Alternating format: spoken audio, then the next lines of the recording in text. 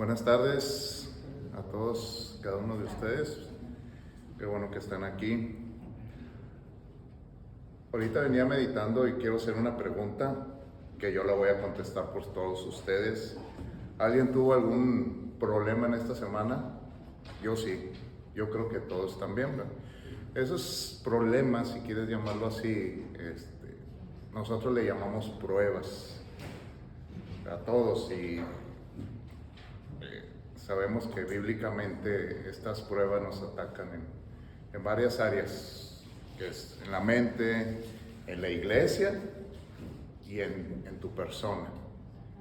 Recordemos Mateo 4, Job, hay muchos versículos, ¿verdad? Que bíblicamente nos comprueba que en esas áreas nos atacan esas pruebas y pues esos ataques vienen de alguien. Satanás, ¿alguien le da el miedo en nombre de Satanás? Pues espero que no les dé miedo porque viene en la Biblia, ¿verdad? Sabemos que es un enemigo y pues no quiero decir lo que es una mala noticia, pero vamos a seguir teniendo ataques de Satanás y eso se los aseguro. Pero una buena noticia es que ya no lo había dicho nuestro Señor Jesús, que en el mundo tendrás aflicciones. Y eso sí les garantizo que lo vamos a tener por el resto de nuestros días, pero con la compañía de nuestro Señor Jesús. Y la cosa es cómo sobrellevar eso, ¿verdad?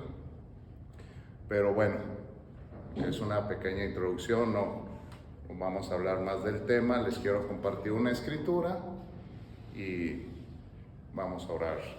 Les voy a pedir, si quieren apuntarlo, es nada más para compartir la primera carta de Pedro, en el 4:12, lo voy a leer. Amados hermanos, no os sorprendáis del fuego de la prueba que os ha sobrevenido, como si alguna cosa extraña os aconteciese. Amén. Esta es palabra de Dios. Gracias, Dios Padre, por este momento, Dios, porque nos has permitido estar aquí en tu templo, Dios, en un lugar, Dios, que vamos a expresar tu palabra, Dios. Te damos gracias porque sabemos que hay otros lugares en que todo esto está prohibido y que pronto nos alcanzará, Dios, pero por lo pronto vamos a seguir compartiendo tu palabra, expresarla y compartiéndola, Dios Padre. Gracias por el día que nos diste hoy, porque el día que vengas, Dios, nos encuentres dignos, Dios, de estar a tu lado, Dios. Te rogamos, Dios, que nos guardes, Dios, de no torcer tu escritura, Dios, y de decirla pura y clara como viene en tu palabra, Dios, como tú nos la dejaste, Dios. Sabemos, Dios, que en el mundo tendremos aflicciones, pero tú nos acompañarás al fin de estas pruebas, Dios. Y te lo creemos, Dios. Gracias, Dios, por tu palabra. Te lo pedimos que nos protejas, Dios, en estas pruebas. En el nombre del Padre, del Hijo y del Espíritu Santo, Dios. Amén. Amén. Gracias, hermano.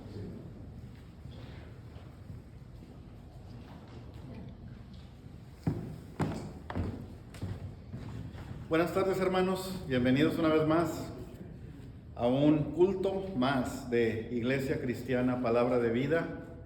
Hoy sábado, ¿qué estamos? 25 de febrero, gracias, del 2023. Tenemos un tema que ya habíamos anunciado, un tema interesante, pero muy importante. Por favor, tomen en cuenta que hay muchas predicaciones en línea y muchos mensajes que incluso hemos tratado aquí mismo en la iglesia que tienen que ver con él. El tema tiene que ver con la guerra espiritual, pero vamos a hablar de la verdadera guerra espiritual. Hay una serie de conceptos que tenemos que tener presentes siempre para poder entender primero qué es la guerra espiritual y segundo, cuál es nuestro rol en ella. Hermanos, no quiero ser sensacionalista, no quiero que piensen que como hay algunos pastores que dicen, hay un soldado en cada uno de ustedes y cosas así. Pues en realidad sí, ¿verdad? Somos guerreros y somos esto y lo otro, pero aquí de lo que tratamos, hermanos, es de precisamente una situación en la que el cristiano se ve envuelto todos los días, todos los días. Siempre hay retos, como decía el hermano hace un momento, hay pruebas, hay retos que el enemigo nos pone, hay pruebas que el mismo Señor permite que el enemigo nos ponga para que nosotros seamos probados, pero a la vez que seamos también fortalecidos. Y siempre hemos insistido en eso, siempre hemos hablado de que cuando estamos pasando por una prueba, estamos fortaleciendo nuestro carácter y nuestra fe.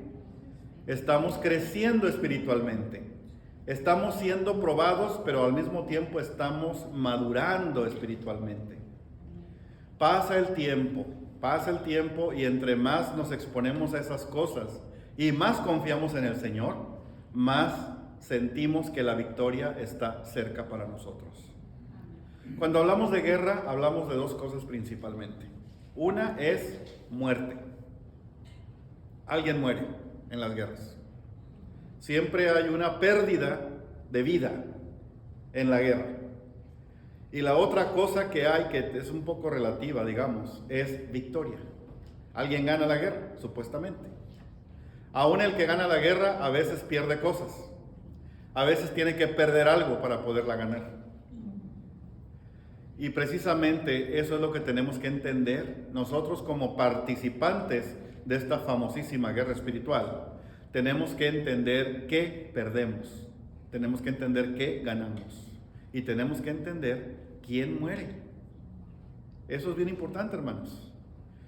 Cuando hablamos de guerra espiritual, cuando escuchamos los diferentes mensajes y a veces leemos la Biblia y no la interpretamos bien, porque nos limitamos a una cierta sección y no la comparamos, no la compaginamos con otras partes de la Biblia que refuerzan el concepto o que lo modifican de alguna manera. Cuando hacemos eso, a veces tenemos la idea de que es un proceso en el que tenemos miedo, en el que tenemos una aversión natural, no queremos participar en la guerra espiritual. Pero hermano, ya estás en la guerra, ya estás dentro de la guerra. Tenemos que entenderlo. Y bueno, es difícil empezar a hablar de este tema sin hacer comparaciones. Y me gustaría tomar un ejemplo muy reciente, que es el de la guerra de la URSS, Rusia y Ucrania. A veces nos ponemos en el papel del perdedor y a veces en el papel del ganador. Nosotros como cristianos no podemos hablar de un ganador o un perdedor en términos sencillos. Tenemos que ver exactamente hasta qué grado nosotros estamos fortaleciéndonos y haciendo el propósito de Dios en cada uno. Y vamos a hacer una relación de estos temas que vamos a tratar el día de hoy con algunas cosas que estuvimos escuchando en las alabanzas. Fíjense qué interesante. Hay mucha relación en lo que acabamos de escuchar. Por ejemplo, cuando Pedro, aquí hablamos de Pedro también, el apóstol Pedro era un apóstol muy aguerrido, era rencilloso el Señor, era tremendito. A él le gustaba hacer frente a las cosas, a él le gustaba encarar situaciones y él se sentía en la obligación de defender, en este caso a nuestro Señor, porque andaba siempre con él. Y Pedro, ahorita vamos a ver una parte muy importante. Pedro tiene aquí un rol clave en lo que se refiere a la formación de la iglesia. Y ahorita vamos a ver eso. Pero antes de comenzar, me gustaría que me acompañara en una oración para poder comenzar con este tema, que lo vamos a basar en Judas 1:3. Judas es el último libro de su Biblia. El penúltimo. Justo antes de Apocalipsis está el libro de Judas, que nada más tiene un capítulo. Nada más tiene uno. Así que está bien cortito. Así que yo creo que no van a batallar en encontrarlo y voy a aprovechar para hacer esta oración. Padre eterno, te doy gracias, Señor, por esta oportunidad de estar una vez más con mis hermanos compartiendo tu santa y bendita palabra. Padre bendito, te damos gracias porque estamos ahora alimentando nuestro espíritu con este conocimiento. Queremos eliminar las dudas, queremos entender bien cuál es nuestro rol. Queremos saber los conceptos que tú nos das en tu palabra sagrada sobre qué es esa guerra y qué debemos hacer para nosotros ser exitosos y victoriosos en ella. Señor, te damos gracias porque tú nos das todas las herramientas. Sabemos que es una guerra que vamos a ganar para ti, Señor, y sabemos que no se da en el ámbito material, sino en el ámbito espiritual. Te damos gracias, Padre bendito, en el nombre de Jesús. Amén. Ok, ¿ya lo tienen? Judas 1:3. Fíjense bien.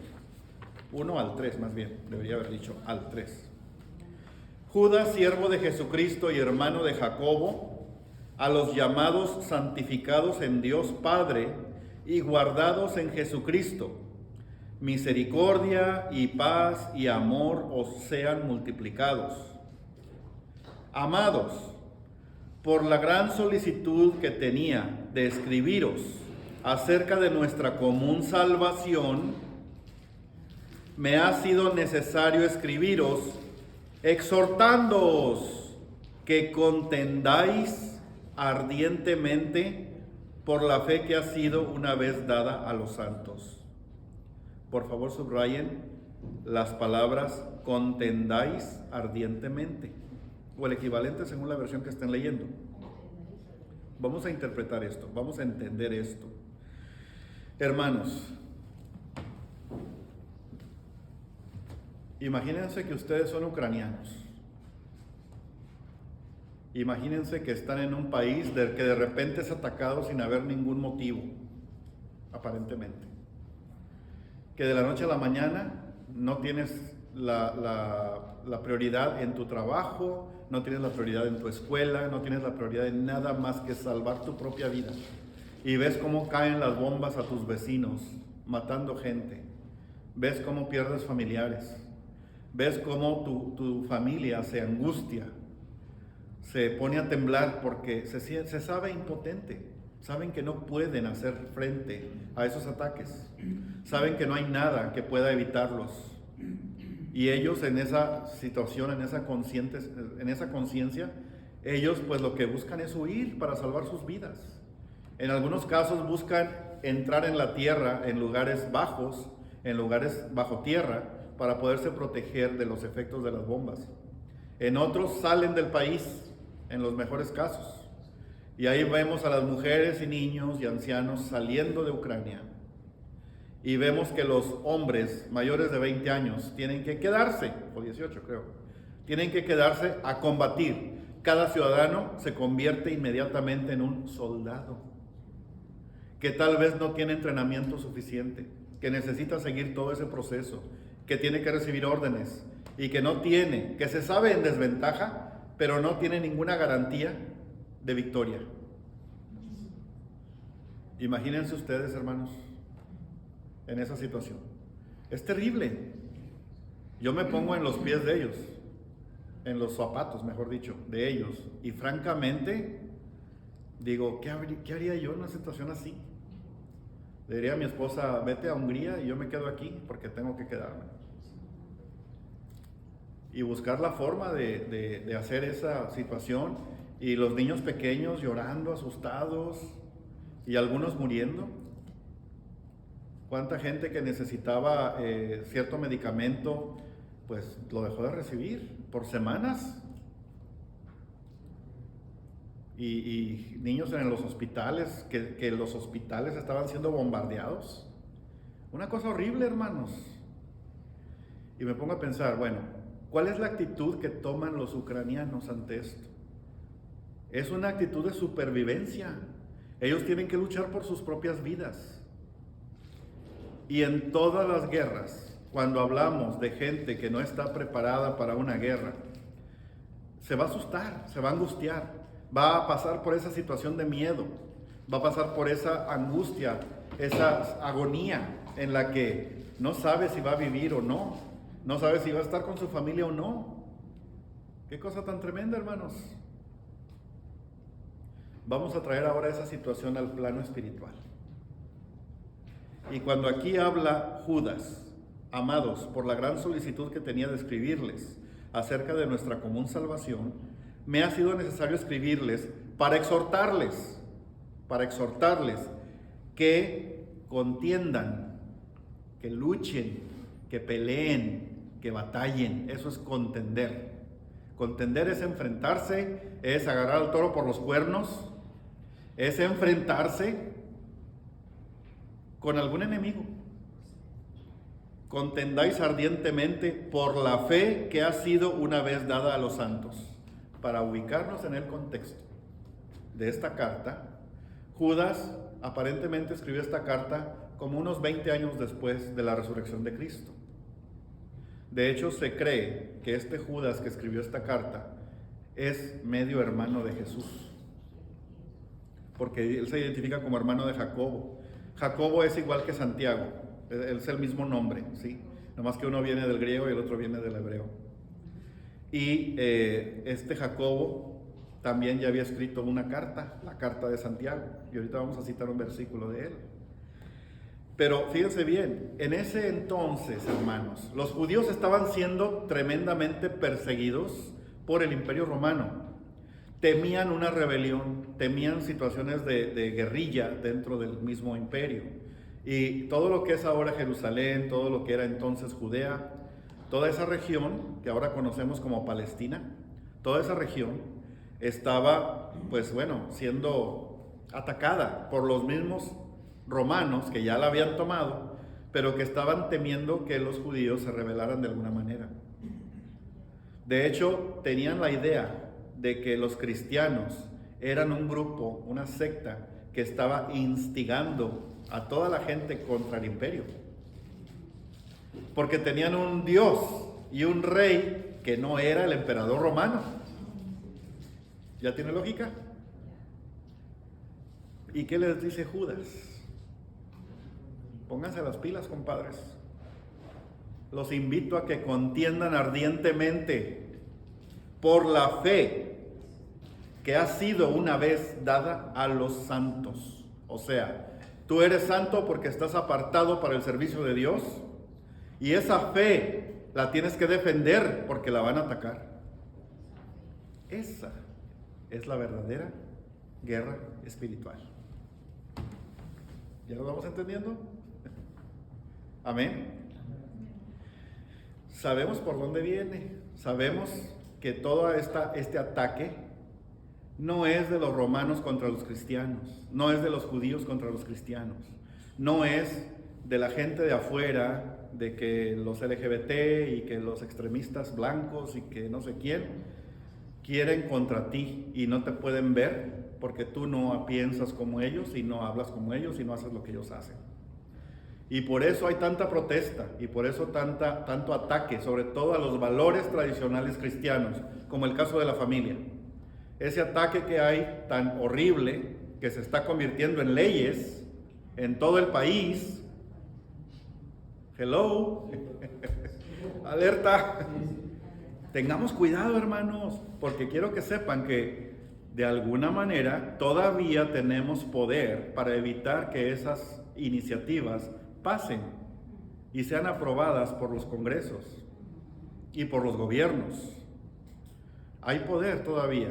Todavía tenemos derechos como ciudadanos a hablar con los representantes y decirles: no quiero que votes en favor de esta ley, porque está atacando mis valores, está atacando mi familia. Yo no voy a permitir, como en España, que acaban de emitir una ley en la que permiten, o sea, ni siquiera lo penalizan ya, las relaciones entre mayores y menores de edad, relaciones sexuales, de personas de 23, 25 años, agarrando niñas de 12, 13 años. Y lo más curioso es que también hay sectores de la población que buscan tener esa aprobación, y sobre todo vienen de culturas como por ejemplo islámicas, de gente de Yemen, de Omán, de Qatar, de otros países que emigran a Europa y se convierten en ciudadanos de Europa. Y ellos, en su ley, en su forma de hacer las cosas, ellos permiten perfectamente que un hombre de 40 años se consiga una niña de 9 y se casan legalmente, aun contra la voluntad de la niña y de los padres de la niña. Entonces quieren algo así, y para allá va. ¿Se acuerdan del ejemplo que les daba de la ranita? De la ranita que ponías en una olla de agua fría y que la estabas calentando y calentando, y la ranita ni se daba cuenta hasta que terminaba hervida la rana. Pero echa la rana en la olla hirviendo, ¿y qué hace la rana? ¡Salta! Estamos en una olla de agua que se está calentando poco a poco y no nos estamos dando cuenta que nos están cocinando. Y ahí tenemos a los que andan allá afuera con los colores y que por qué, y que la marcha del orgullo, y que no sé qué, y no sé cuánto. ¿Cuál es tu problema? Es mi pregunta. Y luego todavía te contestan, mi problema eres tú. ¿Por qué yo? ¿Qué te he hecho yo? Mi problema eres tú porque tú estás siguiendo un libro antiguo que ya no tiene ninguna validez y que está afectando mis derechos.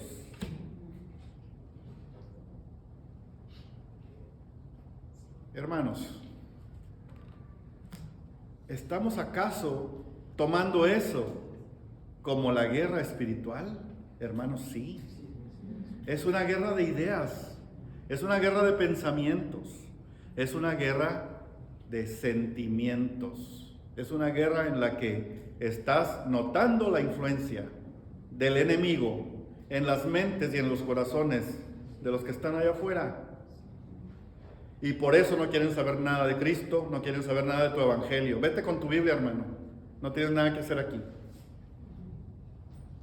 Aquí lo que queremos es ser escuchados porque nadie nos comprende.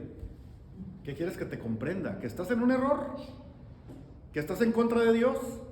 ¿Que tú eres él o la que estás en contra y no soy yo el que está en tu contra? Se están cambiando aquí los papeles. Pero hay tantos intereses de por medio, tantos intereses sobre todo económicos, detrás de estas ideologías, porque ahí va otra, la del calentamiento global. Hermanos, yo por mucho tiempo trabajé en el área ambiental, en ingeniería ambiental, en gestión ambiental. Y les puedo decir que sí, hay un impacto al ambiente que hacen las fábricas, que hacen los automóviles, que hacen los camiones, que hace la gente con toda la contaminación. Pero esta corriente ideológica lo que está haciendo es, pues bueno, la única manera de eliminar la contaminación creada por el hombre es eliminar al hombre. ¿En serio? ¿En serio? ¿Cómo evitas que se contamine un lago en África? Toda la gente que está alrededor del lago está echando sus desechos al lago y se está contaminando y está teniendo un efecto terrible en el medio ambiente y nadie puede vivir del lago ya. ¿Qué hay que hacer? Pues quita a la gente para que ya no se contamine el lago. Espérame, o sea, ¿hasta qué punto tu libertad va a ser limitada por tu forma de pensar? La forma de pensar que no es mía. A mí me está afectando que me corras del lugar donde vivo por la contaminación que estoy provocando yo según tú. Están tomando, incluso hay quienes agarran la Biblia y dicen, mira hermano, tú que eres aleluyo, mira aleluyo. Yo soy ingeniero ambiental y te voy a decir, mira, en tu Biblia dice, en Génesis dice que nos enseñorearemos, que que la tierra estaba desordenada y vacía, que el espíritu se movía de la faz del abismo y sobre la faz de las aguas, y se hizo la luz, etcétera, etcétera. Esto no me interesa. Lo que me interesa es que Dios dijo que tú te ibas a enseñorear de todo. Eso es lo que dice la Biblia. Y mira lo que has hecho con la creación. Mira lo que has hecho. La has contaminado, la has echado a perder, has alterado los ciclos naturales. Y eso debería ser pecado, ¿no, hermano? ¿Y qué me quedo yo pensando? Espérate tantito. En fin, hay muchas cosas. No voy a meterme en un tema porque siento que perdemos tiempo. Pero a eso se refiere, hermanos. No estamos realmente peleando el derecho. No estamos como en los años anteriores, en el siglo pasado y antepasado, que el pleito entre religión y ciencia era de que la ciencia decía una cosa y la religión decía que no, porque no era bíblico lo que decía la ciencia. Y la ciencia decía, pero es que yo sigo un método que permite entender la verdad y conocer la verdad siempre. Pues sí, pero el conocimiento, en realidad, esa verdad que ellos estaban encontrando, entre comillas, depende de la cantidad de información disponible sobre eso, nada más. Conforme se va creando más información sobre el mismo tema, entonces hay teorías que se desechan, y la misma ciencia va cambiando. En cambio, Dios nunca cambia. Dios no cambia, Él es inmutable, ya lo dije la vez pasada. Les pido por favor ir a 2 de Corintios capítulo 10, versículo 3. Hermanos, este tema creo que se está poniendo interesante, porque lo estamos viendo todos los días. Y hermanos, no se imaginan ustedes la necesidad que tienen de usar esto que ya están aprendiendo para combatir en esa guerra. Cuando terminemos el tema de hoy, van a salir por ahí, por esa puerta, sabiendo qué hay que hacer. Esa es mi esperanza, ese es mi deseo genuino, y yo sé que el Señor va a concederme este deseo en mi corazón. 2 de Corintios 10, 3. Fíjense bien. Pablo está hablándole a los corintios, unos cristianos recién formados, que antes eran paganos y todavía traían secuelas, todavía traían consecuencias de sus pecados anteriores. Pues aunque andamos en la carne, o sea, en lo material, es lo que dice Pablo, no militamos según la carne. Fíjense el término, militamos. ¿Qué es militar? El verbo militar. No militamos según la carne, o sea que no luchamos según la carne, no nos defendemos según la carne, no atacamos según la carne. Eso significa militar. Estamos hablando de guerra, ¿sí? Amén. Porque las armas de nuestra milicia, otra vez algo militar ahí, las armas de nuestro ejército no son carnales, no son materiales, no se pueden tocar, ¿sí? Sino poderosas en Dios para la destrucción de fortalezas, derribando argumentos y toda altivez que se levanta contra el conocimiento de Dios, y llevando cautivo todo pensamiento a la obediencia a Cristo, y estando prontos para castigar toda desobediencia cuando vuestra obediencia sea perfecta. ¿Qué significa este pequeño trabalenguas? Pablo está aclarando un par de cosas aquí. La más importante es, estamos en guerra. Eso es lo primero que está diciendo. Tenemos un ejército. Militamos, dice. También dice que las armas de nuestra milicia no son materiales. Y la otra cosa que dice es que esas armas espirituales que dice Pablo que tenemos, los cristianos, ¿para qué sirven? Llevando cautivo todo pensamiento a la obediencia a Cristo.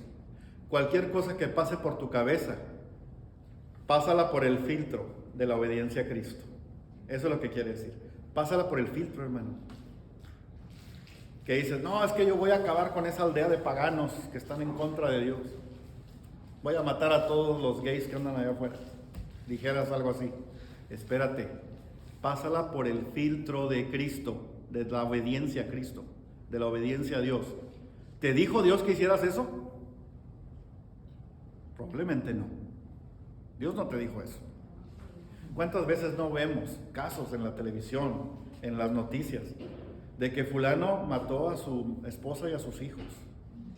O la señora que los ahogó en la bañera, a los bebitos, y que no sabe por qué lo hizo. Ya están esposados. Y por ejemplo el caso de esa señora que les digo, que ahogó a sus 5 hijos en la bañera, niños todos. El esposo dijo, yo no le guardo rencor, yo la voy a apoyar. Y todos dijeron, quítate de aquí. Está estás influenciado por Satanás, este hombre, igual que ella. Hermano, ponte a pensar realmente. Tienes que pensar y llevar tu pensamiento cautivo a la obediencia de Cristo. ¿Realmente es Cristo el que quiere que tú hagas tal o cual cosa? Esa es la pregunta. ¿Nos damos cuenta? Hermano, tu fe es poderosa. Déjame decírtelo. Tu fe es poderosa. Es poderosa. Pero tiene que ser una fe sana. Una fe santa. Una fe que está dirigida al camino de Cristo. Una fe que te permite tomar ese tipo de decisiones con facilidad. Cuando conoces la palabra de Dios, entonces es más fácil. Por eso la insistencia de que leas todos los días. Imagínate tú que en el ejército de Ucrania, la gente que va es gente que no está para nada entrenada. No sabe cómo tomar un arma. Se lo tienen que decir ahí. Mira, el arma se carga así y se hace así, se limpia así. A ver, hazlo tú. Y ahí está el otro haciéndolo. Y órale, y mañana también lo mismo. Y te levantas a las 4 de la mañana para hacerlo y así. Y no es uno o dos. Son cientos de personas en un mismo lugar haciendo eso. Y están oyendo las bombas mientras hacen eso, hermanos. A un ladito de ellos cayendo las bombas. Qué buena motivación para aprender, ¿verdad? Gloria a Dios. Así nosotros. Estás viendo que tu hijo se está metiendo en drogas. O que tu hijo ya hasta compró una pistola y la tiene guardada. O que haces cosas así, hermano. Estás empezando a ver cosas y no haces nada. Estás como la ranita. No, hermano o hermana. Ponte las pilas. Contiendan ardientemente por la fe. Amén. Creo yo que tenemos que tomar muy en serio esta situación. Creo yo tengo hijos y no sé si hay cosas que no sé de ellos. No te puedo decir que no me preocupo, sí me preocupo, pero pongo mis preocupaciones en el Señor y yo sé que todo lo que se ha venido manejando en casa a nivel de valores, a nivel de principios, el trabajo que ha hecho mi esposa con ellos principalmente, porque ella es la que pasa más tiempo con ellos que yo. Entonces tengo que entender que ya hay un principio, hay un cimiento, hay una base para que ellos tomen decisiones. Y conforme crecen van madurando. ¿Sí? Pero nadie garantiza que después van a tomar la decisión correcta.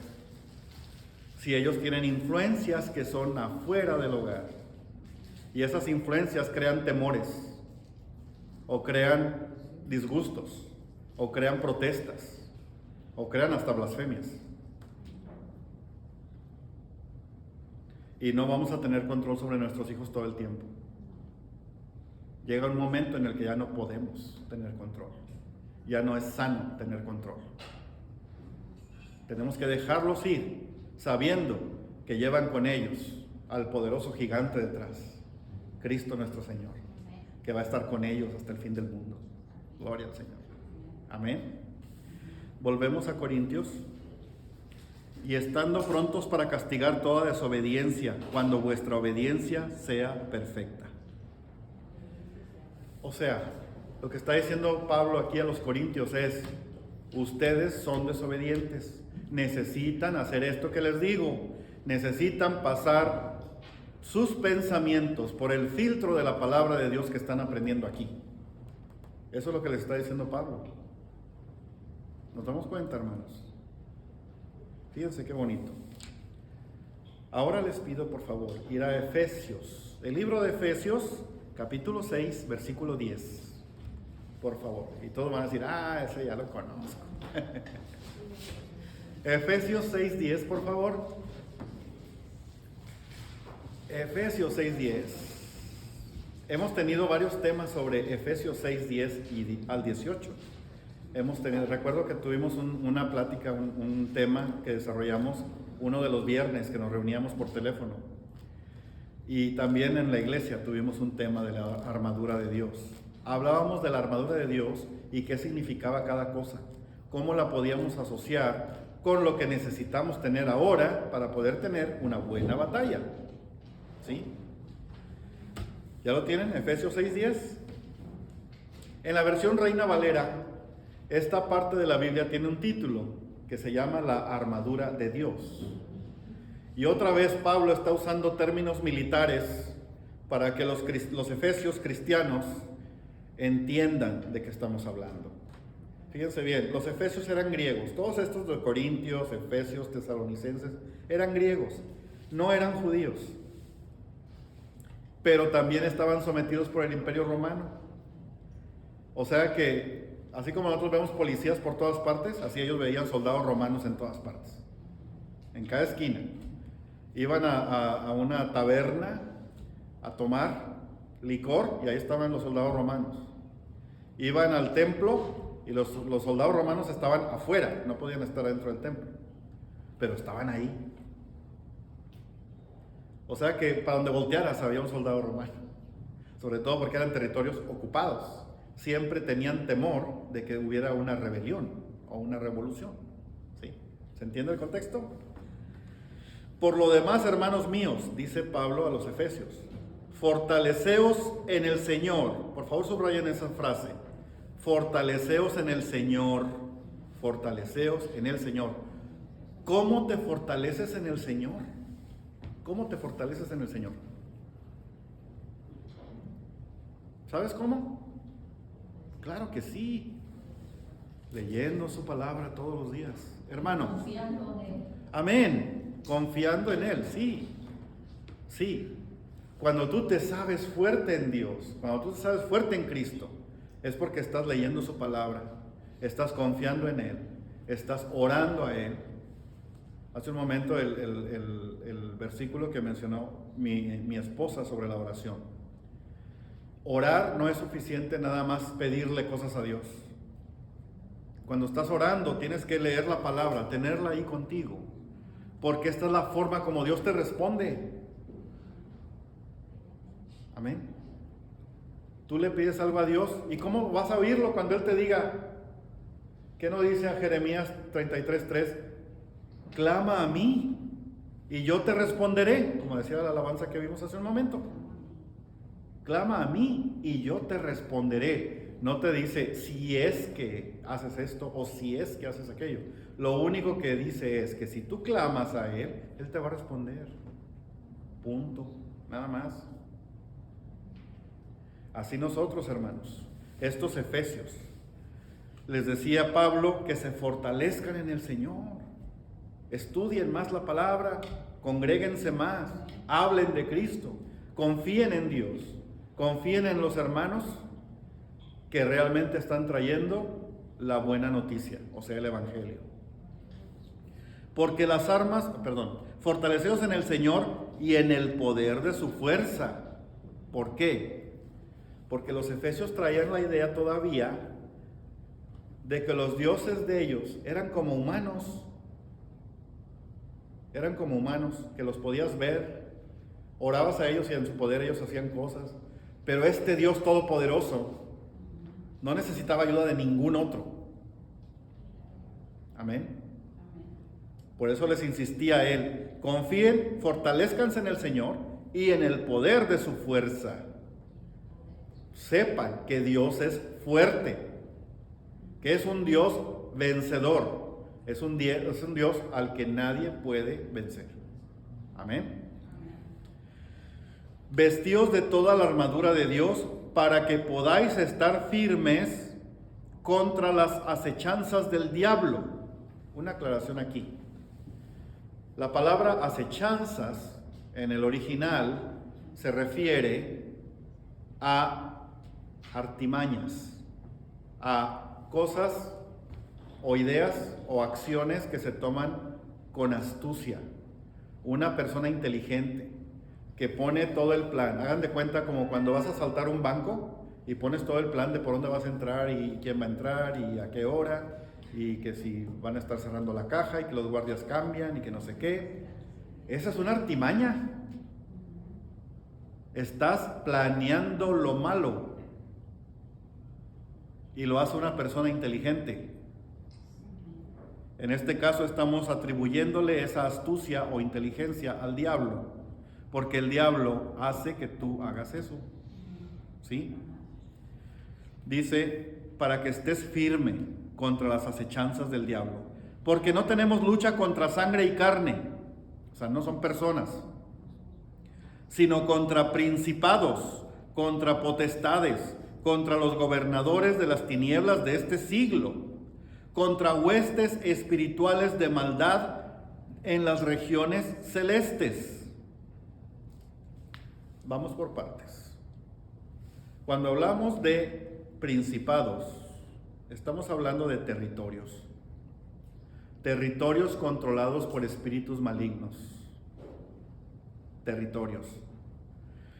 Hay fama, por ejemplo, de que ciertas zonas de las ciudades tienen una reputación terrible. Es por esa razón. Porque hay una entidad espiritual que gobierna la forma como predominantemente piensan en esa región. ¿Sí? Hay una influencia sobre esa gente. Y te puedes dar cuenta cuando estudias un mapa de violencia o criminalidad en las ciudades. Agarras a la ciudad y en línea puedes meterte ahí, Dallas, Texas, y mapa de violencia o de criminalidad. Y te sale ahí zonas rojas y zonas verdes y zonas amarillas. Y las zonas rojas es porque ahí hay muchos asesinatos, violaciones, robos, narcotráfico y todo lo malo que puedas imaginarte. Estamos hablando de principados, estamos hablando de territorios, estamos hablando de regiones físicas en donde hay un dominio de la gente que está ahí la mayor parte del tiempo. Y esa gente tiene como un pensamiento común y como que se adaptan unos a otros, porque hay una influencia demoníaca o espiritual ahí. ¿Estamos bien? ¿Entendemos lo que son principados? Ok, seguimos ahora con potestades. Las potestades, la palabra potestad significa autoridad de alguien sobre otra persona. Eso es una potestad. Yo tengo potestad sobre mis hijos, porque yo tengo autoridad sobre ellos. ¿Sí? Entonces hay potestades, hay potestades. Y a veces confundimos los principados con las potestades, pero es que la verdad es que están siempre juntos. Dentro de un principado hay potestades. Hay espíritus que gobiernan a otros espíritus y también a la gente que atiende lo que dicen esos espíritus, que le hace caso. Ejemplo, en México, el culto a la Santa Muerte. ¿Han oído hablar de eso? ¿Por qué está tan extendido? Porque hay una potestad. No tiene un territorio específico, pero tiene una autoridad sobre personas. Y las personas, ellos dicen que es la santa patrona de los ladrones y los narcotraficantes. Y hasta van a rezarle. Así que si lo quieres agarrar, ya sabes a dónde ir. Pero ¿quién se va a atrever? Ni siquiera los policías se atreven. Y hay quienes tienen su altarcito ahí escondido en el closet de la oficina de la Santa Muerte para orarle ahí a la Santa Muerte. Y otros a Pancho Villa. Todo eso de la santería, la brujería, que el atadito y que el aviento y que mato al gato y se lo pongo en la puerta, cosas así. Esas son potestades, hermanos. Son potestades. Y hay gente que maneja esas potestades. Hay gente que se pone en comunicación o que permite ser usada por esos espíritus para hacer lo malo. Me acuerdo de un caso muy cercano, de que había una señora que ella decía que era magia blanca lo que hacía, magia blanca. Y te echaba las cartas y tenía una Biblia ahí con ella y una veladora aquí y otra acá de diferente color y que, a ver, mira, lo que pasa es que en tu futuro hay esto y hay lo otro y que no sé qué, y no, tú no tienes una enfermedad, tú estás bien, es nomás que traes ahí algo que necesitas quitarte. Claro que si te lo quieres quitar, pues te cobró 200 pesos. ¿Sí? O sea, esa brujería, esa hechicería, santería, que no es otra cosa que lo mismo, aparte de que es un pecado terrible, es una abominación a Dios. Sencillamente eso es una potestad y hay que reconocerla. Cuando ves que una o más personas hacen cosas habitualmente que están en contra de Dios, puedes estar seguro o segura de que detrás de eso hay una potestad. Hay una entidad espiritual que está manejando todo eso. ¿Cómo actúan las potestades y cómo actúan los principados? Los espíritus que dominan los principados. Actúan en el pensamiento. Y lo que hace el diablo, como lo hizo con nuestro Señor Jesucristo, le puso tentaciones. Le puso tentaciones. Estaba probando el poder de decisión de la persona. Estaba probando el discernimiento. Y el discernimiento de la persona podía llevarlo a cometer ese pecado o alejarse de él. Si nosotros somos fuertes en Cristo, si nosotros tenemos la palabra de Dios con nosotros, nos vamos a alejar de esas tentaciones y no vamos a ceder. No vamos a ceder. Si estás cediendo en ese momento, agarra el teléfono. Agarra el teléfono. Háblale a un hermano en Cristo que te pueda ayudar a reconocer ese problema, y el solo hecho de hablar con esa persona en Cristo te va a ayudar a fortalecerte espiritualmente. Para eso servimos los hermanos de la iglesia, entre otras cosas. De veras, hermano y hermana, considéralo. No tengas temor en hablar por teléfono con hermanos, con nosotros. Estamos para servirles, estamos para servirnos unos a otros. Tenemos que tener eso claro, estar dispuestos a ayudar y también a pedir ayuda, porque a veces es lo que necesitamos nada más. Para eso nos juntó el Señor, en otras palabras. Para eso nos puso aquí. Amén. Ok, seguimos leyendo. Gobernadores de las tinieblas de este siglo. Cuando dice este siglo se refiere a esta generación. A eso se refiere. No es un siglo de 100 años. Estamos hablando nada más de la época en la que estamos viviendo, ¿sí?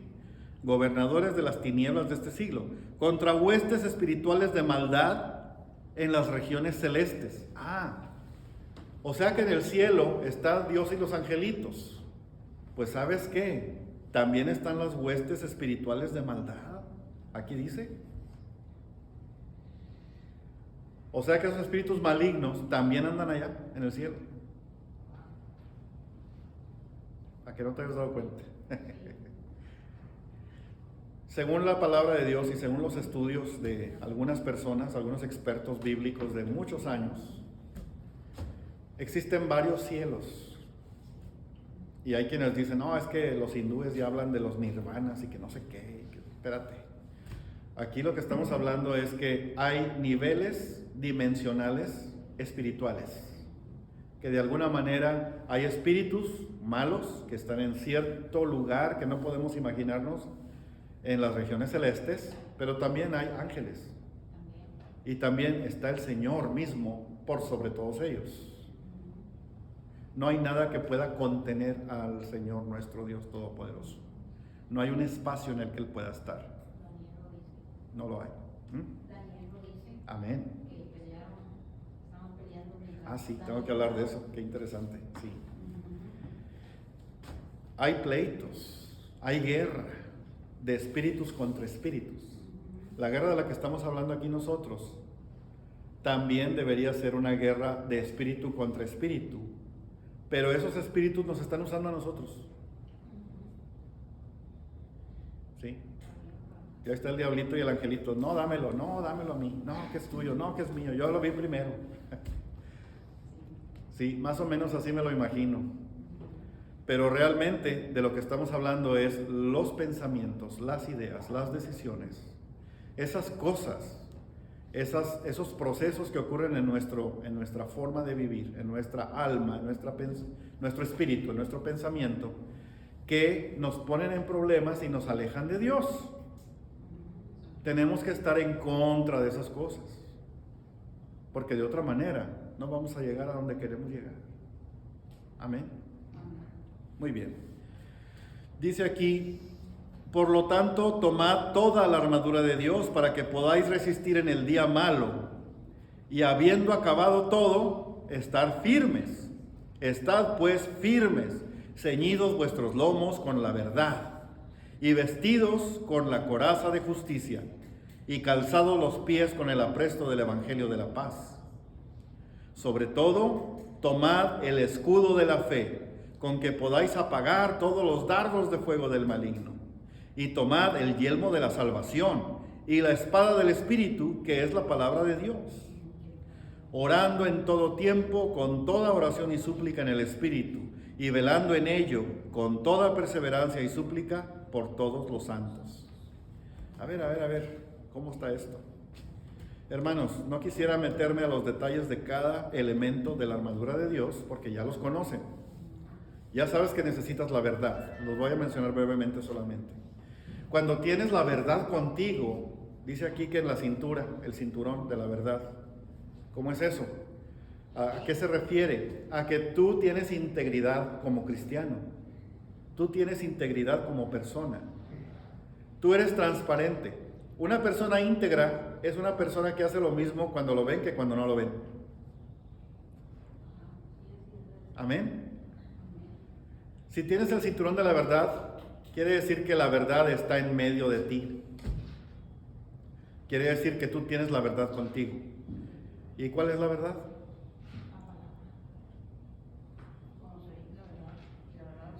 Cristo Jesús, amén. La palabra de Dios es la verdad. Cristo es la verdad. Amén. Siguiente elemento dice, coraza de justicia. La coraza protege el corazón, protege el tórax, la caja torácica, las costillas y todo lo que hay adentro, ¿sí? Eso protege la coraza. Las corazas que se hacían en aquella época de los romanos, la mayor parte era nada más del frente, no tenían la parte de atrás.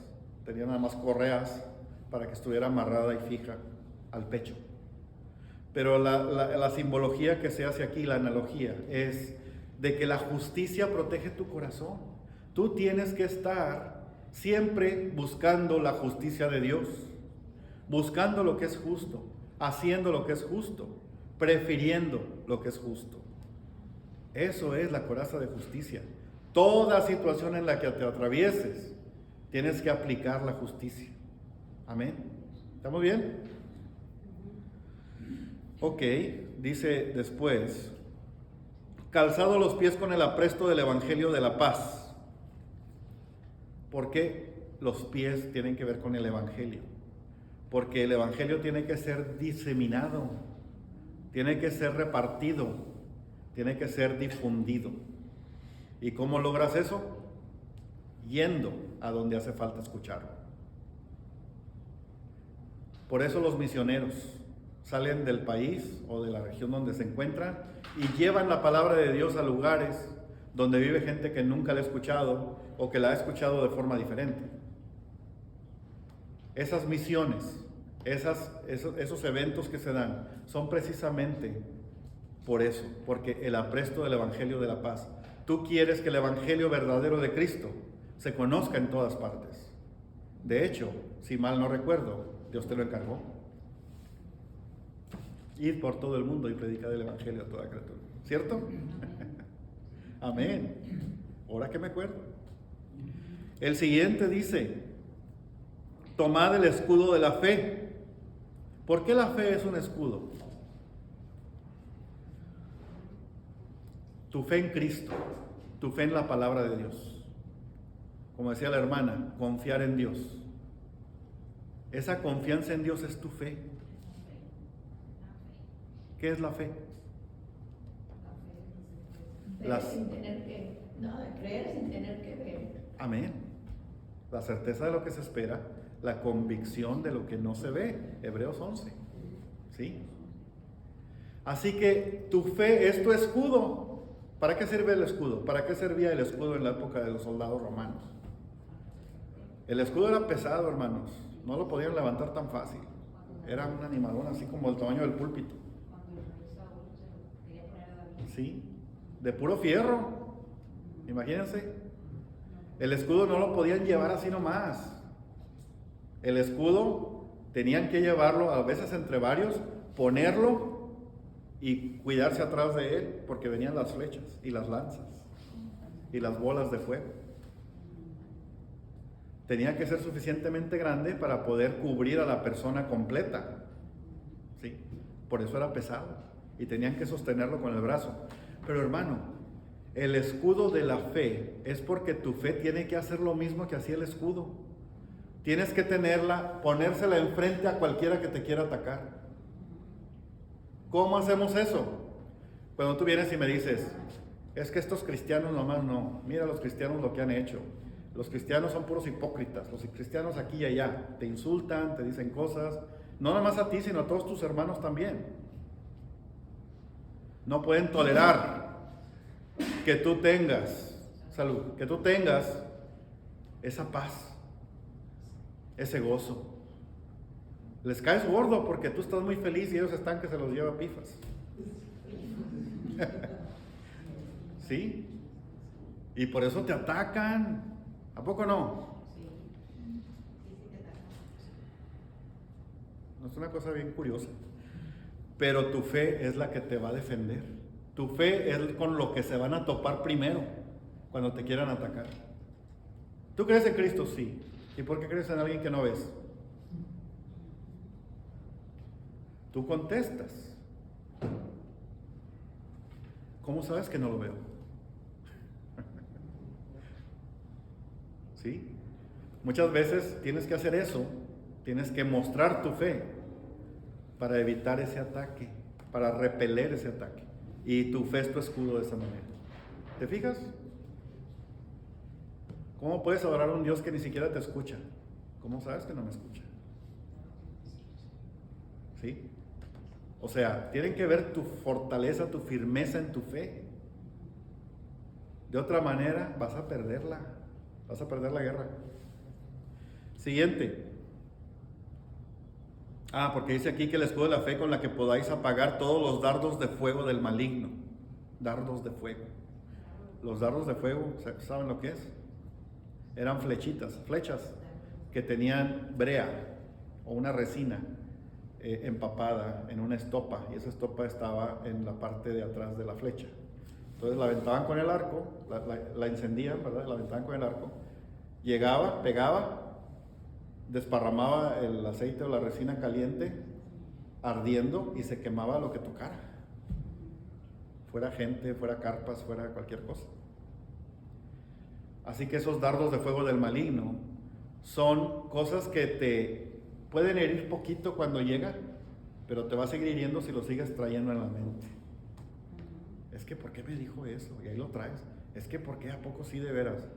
Cuando empiezas a dudar, ese era un dardo de fuego del maligno que desparramó su mugrero en ti. Amén. Por último, no es por último. El yelmo de la salvación. Tienes que estar siempre pensando en tu salvación. Siempre es tu prioridad en tu mente. La salvación de tu alma y la de tu familia es la que está en tu cabeza.